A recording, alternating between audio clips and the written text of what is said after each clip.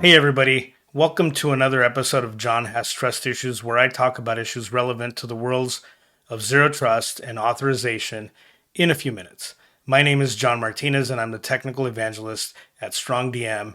And my trust issue today stems from that voicemail, because I don't pick up phone calls anymore, let's face it, about a free weekend in Hawaii, followed by a text message, by the way. If only I attended a 3 hour session at a hotel somewhere in town. Yeah, I'm good. Thank you.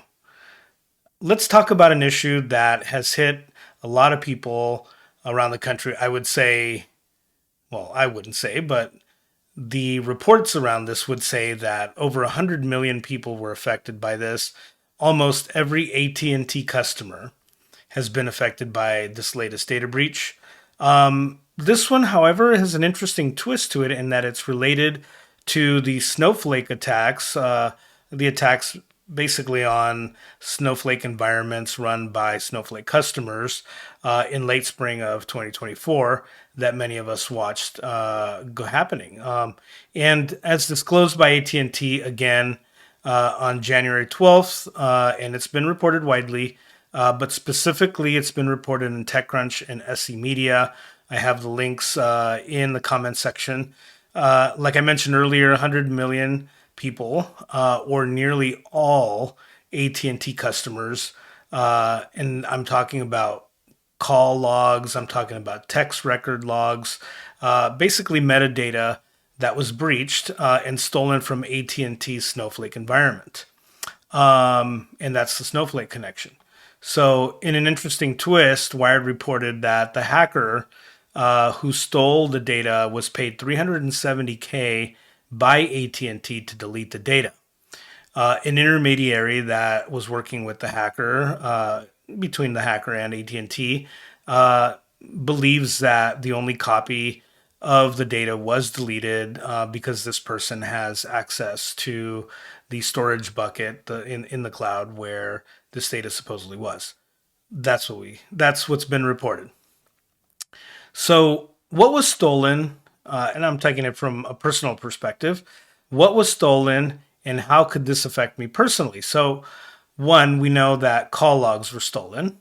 This is the actual logs of calls coming out of our cell phones and going to other phone numbers, etc. So we know that that was in the leak.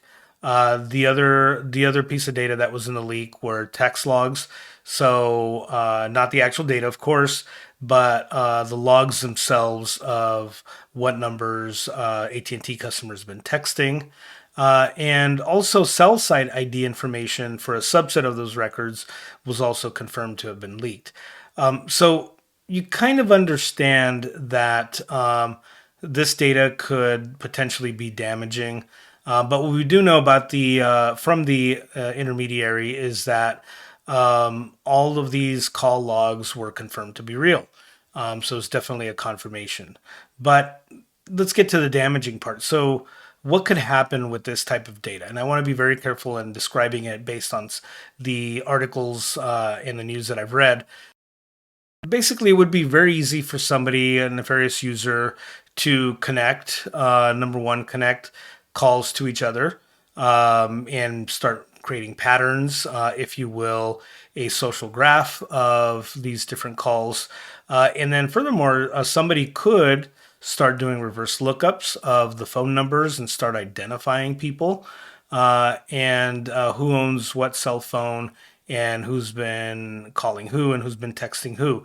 So it could potentially have ramifications around privacy for sure and other personal safety and national safety concerns. Absolutely. But according to AT&T, deciphering locations from the cell site, so this is the one distinction here, would be very difficult. It would be a lot trickier.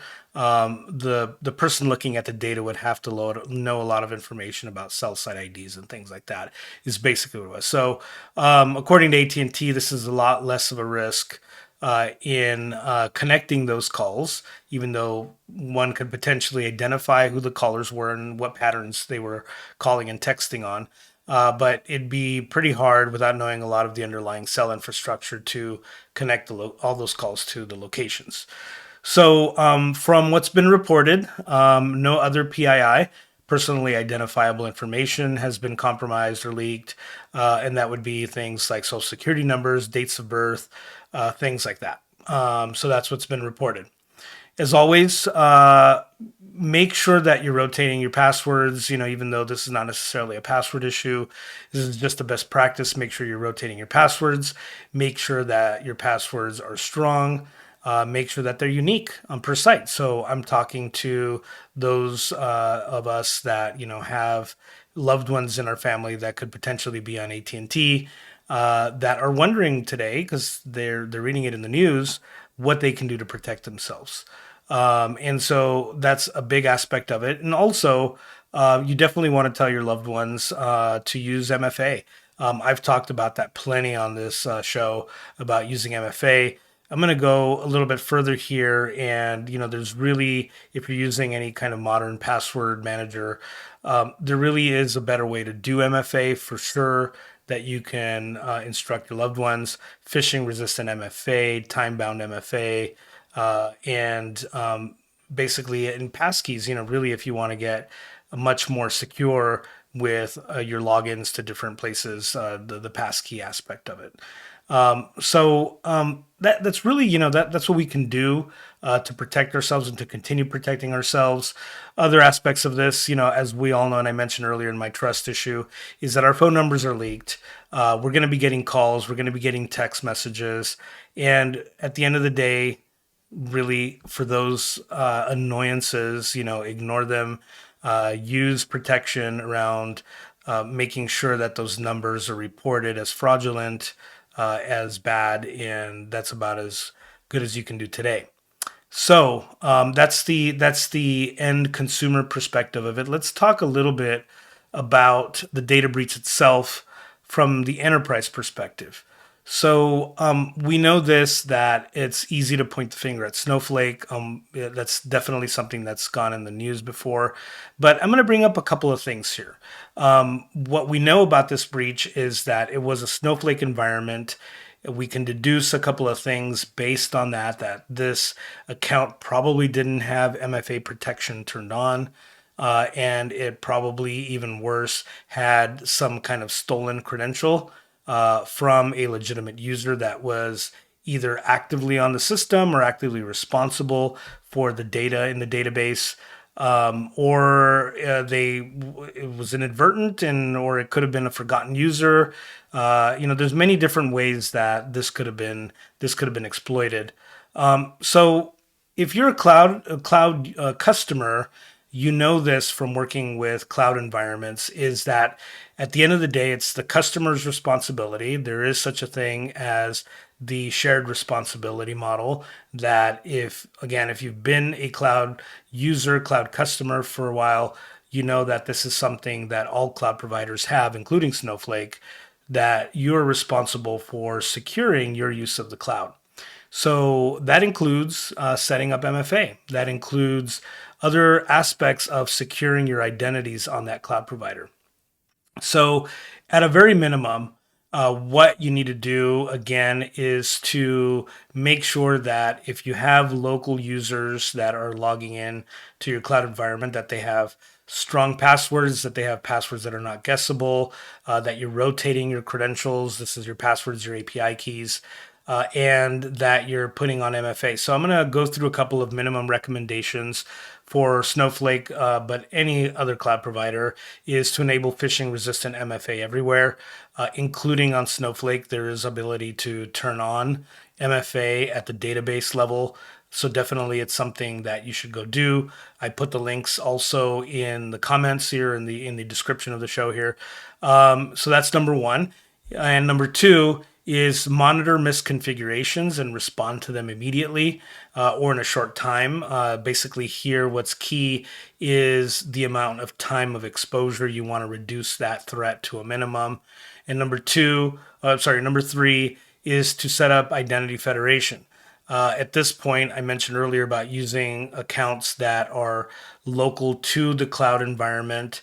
I would say that number three is to set up identity federation with your identity provider. And that way you can use your identity provider's MFA capabilities as well. And so that's one aspect of it. And again, at that point, the passwords that you might otherwise have directly on the cloud provider are no longer there. And number four, follow your cloud provider's shared responsibility model and follow the customer recommendations. I can't stress that enough. It's much more than the recommendations that I just put on. You definitely want to architect for security. You want to follow those recommendations in the shared security model. And at the end of the day, for even better results, there are solutions. And I'll mention really quickly StrongDM, my employer here, that allow you to have much stronger access management to your cloud environments, to your underlying databases. And not only that, at StrongDM, we also do policy-based access control where I can do things like trigger an MFA prompt based on an action. And so that's just one recommendation. At the end of the day, it's something that you definitely want to govern. You want to go to a zero trust model, like I've talked many times here, around not having standing privileges, not having standing access to those cloud environments and to those critical databases where, like AT&T has found out several times now, critical customer data or personally identifiable data. That's what you don't want to go in. And really, at the end of the day, all of these recommendations, links to these sites are going to be down in the description. I would love to hear from you about if number one, if you want to tell me that you've been exposed, your data's been exposed, like a lot of people have. Definitely, it's something that 100 million people, that's a lot of people. And also, I want to hear about you of what other recommendations you might have, what other best practices you might employ in your cloud providers, and we'd love to discuss those things. Well, that's it. That's another episode of John Has Trust Issues. This episode, again, like I mentioned earlier, was brought to you by StrongDM, the modern access management platform that enables continuous zero trust authorization for all your critical infrastructure. Thank you and have a great day.